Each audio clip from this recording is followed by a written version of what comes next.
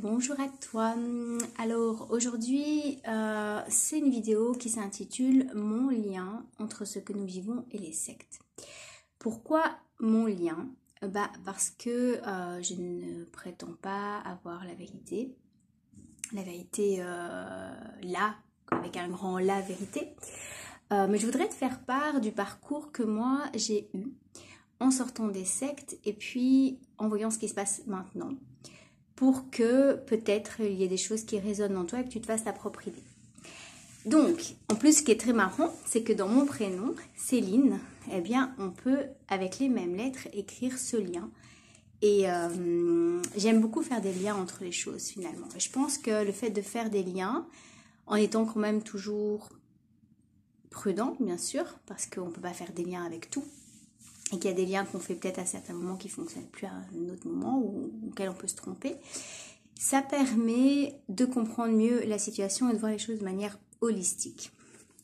Alors, pour ceux qui ne me connaîtraient pas, donc je m'appelle Céline Rouge et je suis sortie il y a 9 ans maintenant de l'emprise d'une secte connue internationalement, puisqu'il s'agit des témoins de Jéhovah. Et donc j'ai eu tout le loisir de pouvoir faire des recherches sur cette secte, la manière dont elle a été fondée, et puis sur le lien qu'elle avait avec ou pas avec la société. Quand je suis sortie de ce mouvement sectaire, figure-toi que j'ai eu un moment où j'ai fait énormément de recherches sur ce qu'est une secte, bien sûr, sur pourquoi on est dans l'emprise, comment on fait pour sortir de l'emprise. Et puis, j'ai commencé à voir qu'autour de moi, il y avait énormément de personnes qui manipulaient. Donc, je suis aussi tombée dans la paranoïa en me disant, mais finalement, tout le monde manipule. Ce qui était vrai et faux, parce que finalement, quand on a des parents manipulateurs, qu'on a eu un environnement de manipulation mentale, forcément, dans notre environnement, eh bien, on aura des amis, des faux amis, qui fonctionnent aussi avec la manipulation.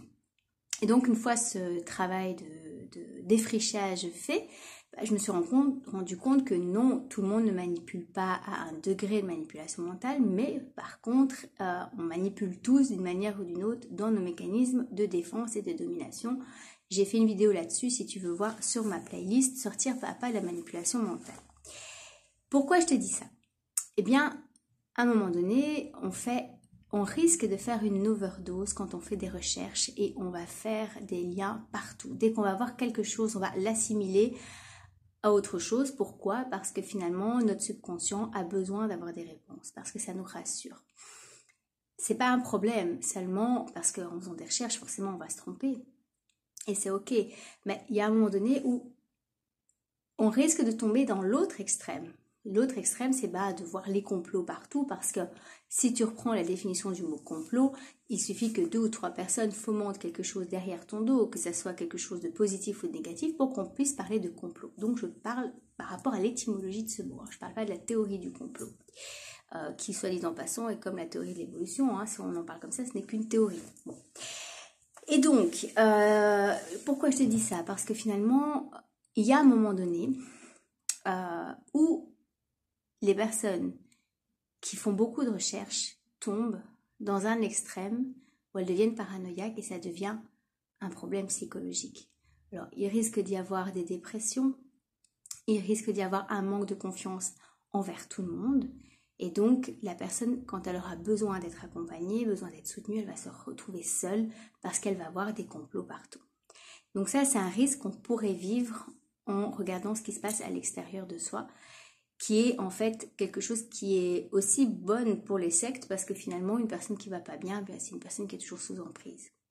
Et donc, de pouvoir se reconstruire, c'est pas évident de trouver le juste milieu.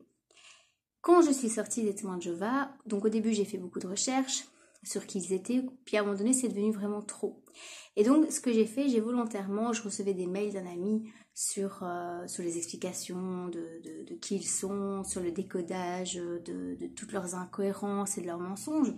Donc, ça m'a beaucoup aidée. Et puis, à un moment donné, j'ai fait une overdose et j'avais vraiment besoin de couper avec tous ces genres d'informations pour pouvoir penser juste à moi, de manière très égoïste, à moi, à ma famille, de pouvoir me projeter dans l'avenir, de pouvoir décider quelle orientation professionnelle je voulais prendre. Et donc, je me suis coupée de toutes ces informations-là et j'ai rencontré des chouettes personnes et j'ai construit ma vie. Et puis, il y a un moment donné où là, j'ai été plus apte émotionnellement à réentendre les choses et donc j'ai continué mes recherches par rapport au lien qu'il y a entre les témoins de Jéhovah et ce que je vais t'expliquer maintenant.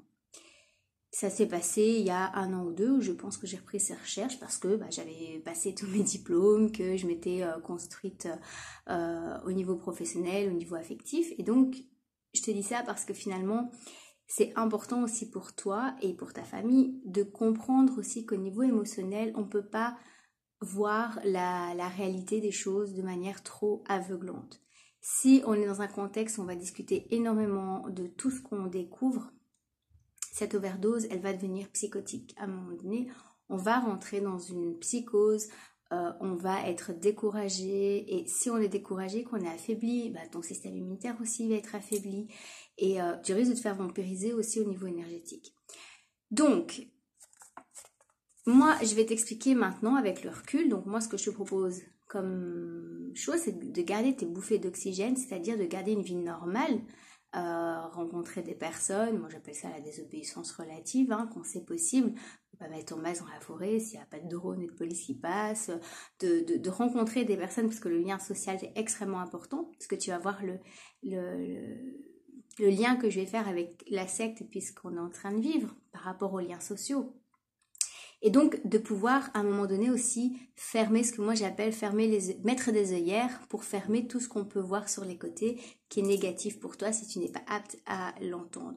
Si tu sais qu'il y a des choses derrière, tu n'es pas obligé de connaître le pourquoi du comment de tout, surtout si ça ne te concerne pas dans ta vie. Fais des recherches par rapport aux médicaments nécessaires si tu étais atteint du virus ou comment renforcer ton immunité, des choses qui sont intéressantes pour toi. Mais si tu sens que les informations qu'on te donne, tu n'es pas apte à les entendre, c'est important de te respecter et donc de fermer les valves de toute cette infobésité.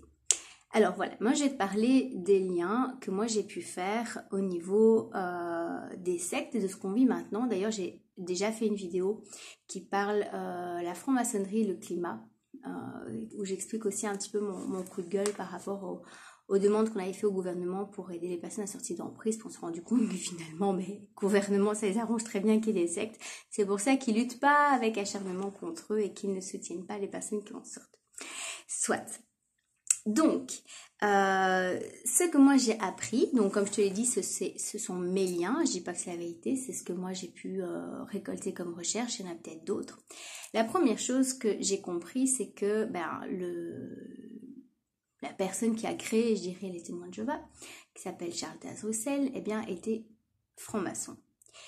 Contrairement à ce que les témoins de Jéhovah disent, qu'il est devenu témoin de Jéhovah et qu'il n'est plus resté franc-maçon, c'est tout à fait faux, puisqu'il a été enterré avec la pyramide franc-maçonnique, et ça c'est, d'ailleurs il y a le symbole de la Watchtower sur cette pyramide, et c'est dans les livres des témoins de Jéhovah, ça se voit, donc il n'y a pas de problème avec ça pour le trouver facilement.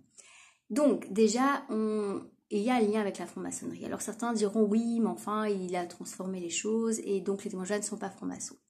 Ça c'est aussi intéressant que tu puisses regarder, je vais te mettre 6 vidéos, où c'est 5 minutes chacune, où on voit tous les symboles de leur franc-maçonnerie et tout ce qui s'est passé pour que les témoins de Jéhovah soient richissimes et puissent avoir quand même 8 à 10 millions d'adeptes. Je pense qu'ils en ont de moins en moins en ce moment, qu'il y en a beaucoup qui partent, il y a de moins en moins qui rentrent, mais n'empêche qu'il y a quand même pas mal de personnes qui sont dans cette secte, et encore quand on parle des 8 millions de personnes, il y a toutes les personnes qui tournent autour et qui en souffrent, donc tu peux multiplier le chiffre par 4 ou 10, puisqu'il y en a presque autant qui en sont sortis au niveau des dégâts sociétaux. Et donc on se rend compte que il y a ce côté de franc-maçonnerie, que bizarrement dans la politique, les gens qui sont les plus hauts, ils sont aussi dans la franc-maçonnerie au même niveau que Charles Taze-Russell, au 33e degré.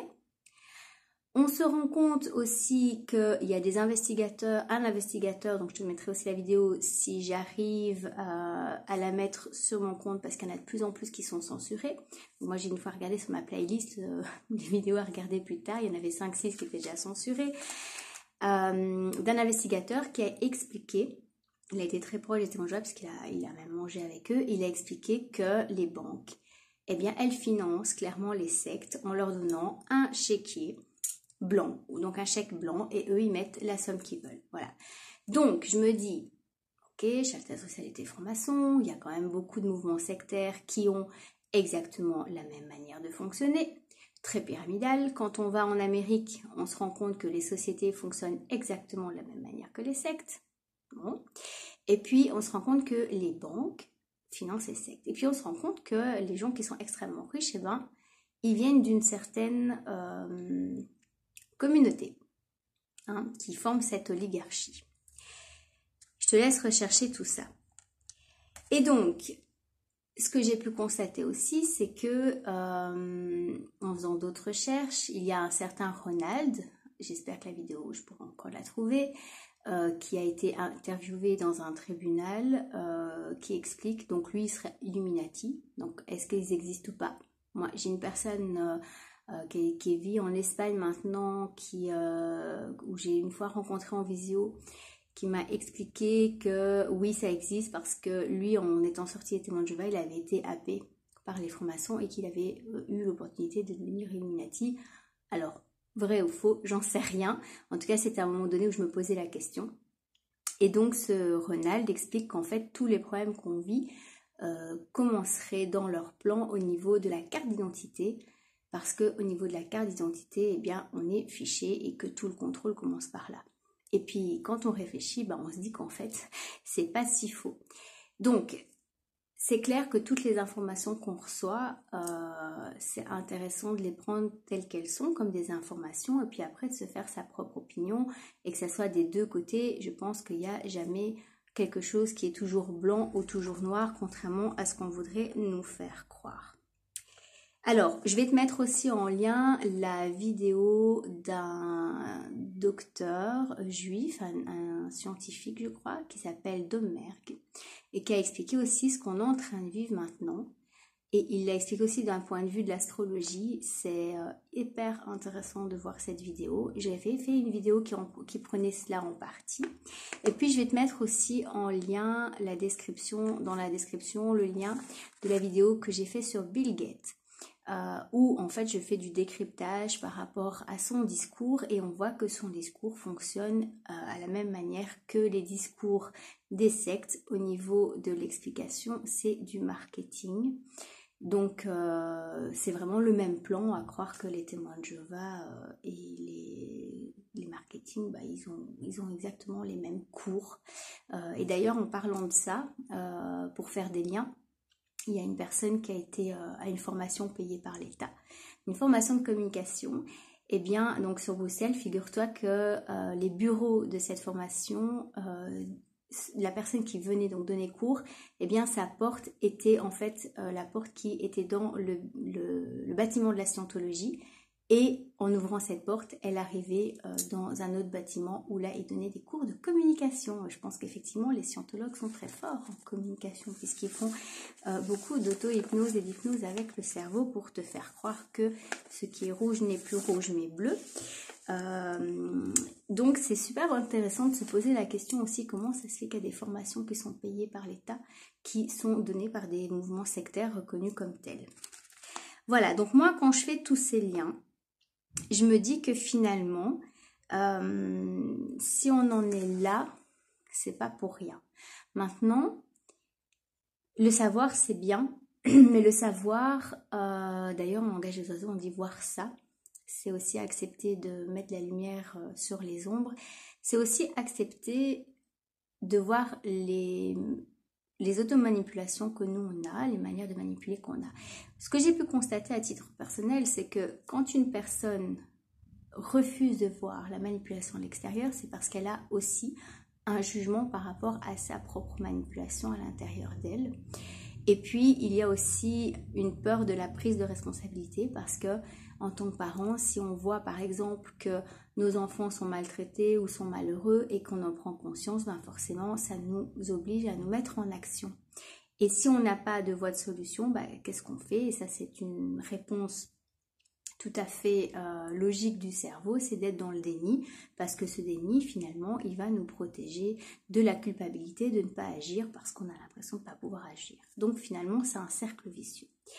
Et donc c'est très inconfortable de voir des choses sans pouvoir faire un changement. Et c'est pour ça, alors moi d'un côté, c'est vrai que je suis quelqu'un d'extrêmement tolérante par rapport aux personnes qui ne voient pas les choses, parce que je sais, pour l'avoir vécu, que il y a au niveau émotionnel, au niveau mental, même psychologique, il y a un danger à voir les choses de manière trop rapide, parce que finalement c'est une forme de violence.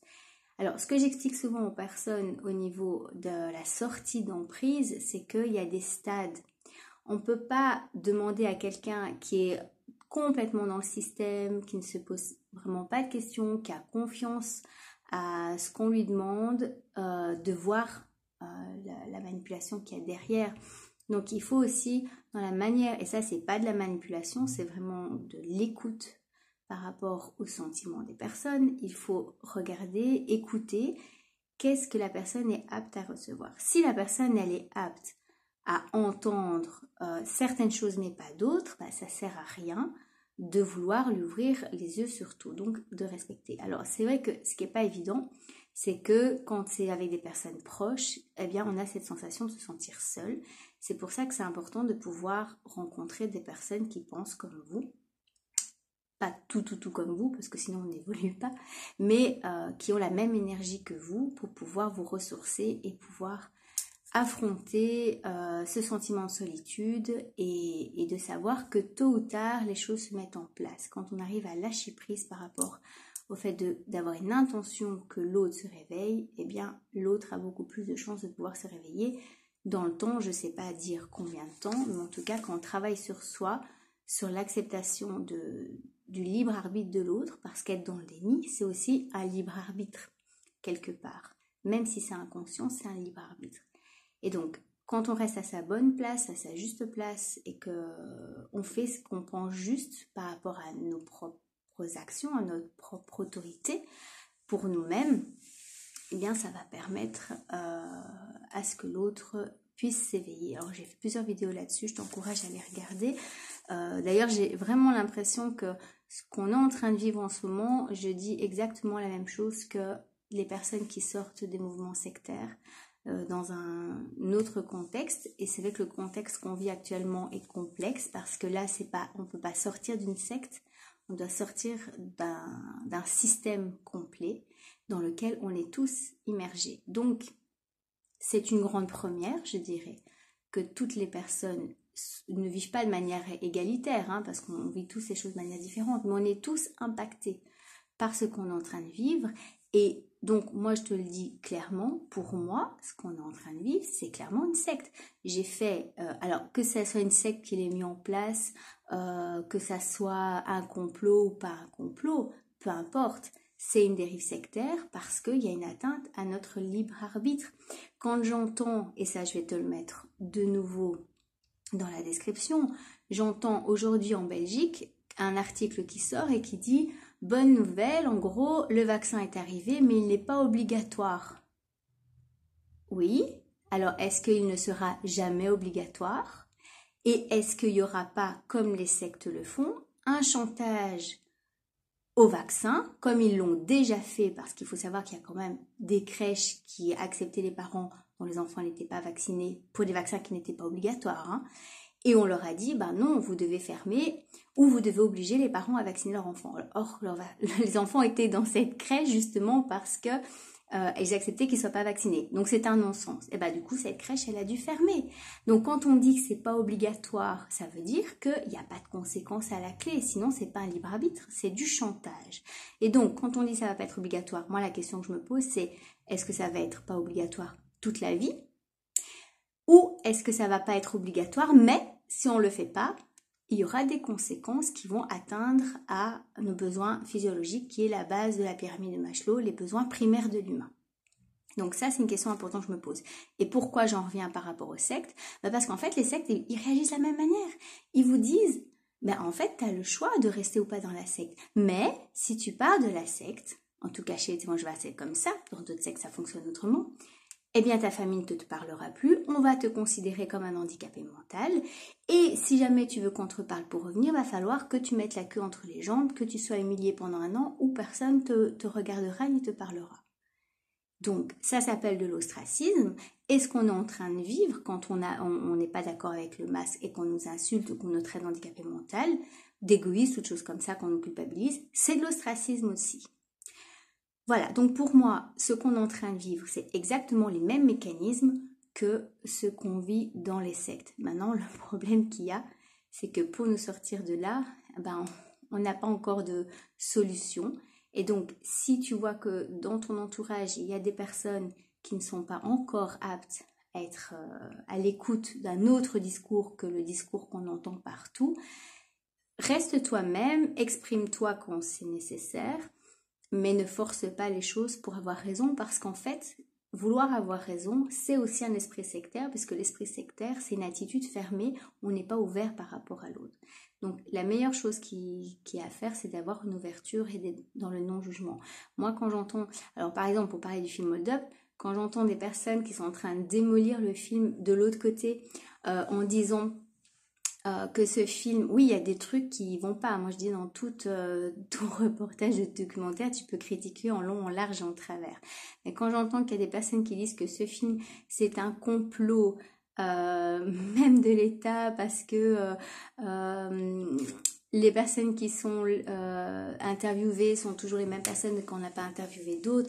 Je veux dire, à un moment donné, on rentre dans la paranoïa des deux côtés. Donc moi, je t'invite vraiment à écouter ton cœur. D'ailleurs, tu as vu, j'ai mis un grand cœur derrière, avec des petites mains comme ça. Voilà, je pense que la solution à la sortie d'emprise, moi, ce que j'exprime aux personnes, c'est que la seule solution à la sortie d'emprise, c'est l'amour. C'est-à-dire que quand, je parle pas de l'amour illuminé, je parle de l'amour, de l'attachement qu'on a dans sa famille et que tout le monde ressent.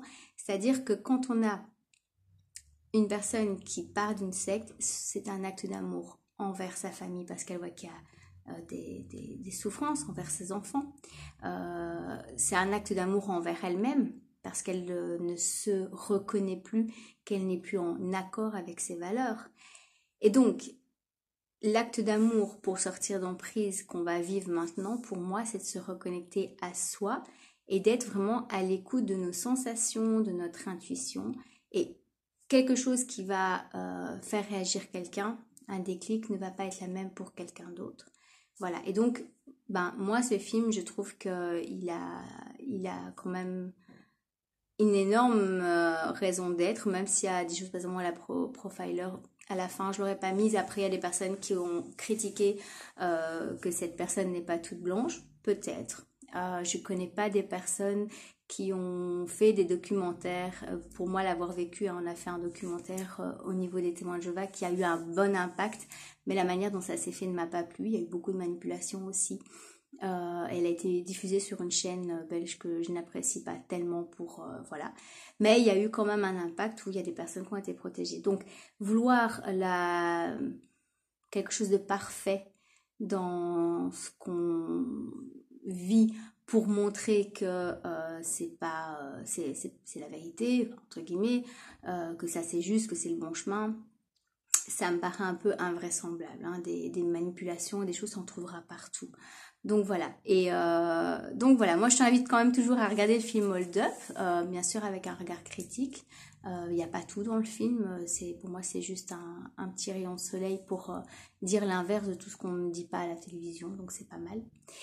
Et donc comme je te le dis, toi aussi je t'invite à vraiment faire des recherches, mais en te connectant à ton cœur, à ton intuition, à tes propres valeurs, et en te posant une simple question.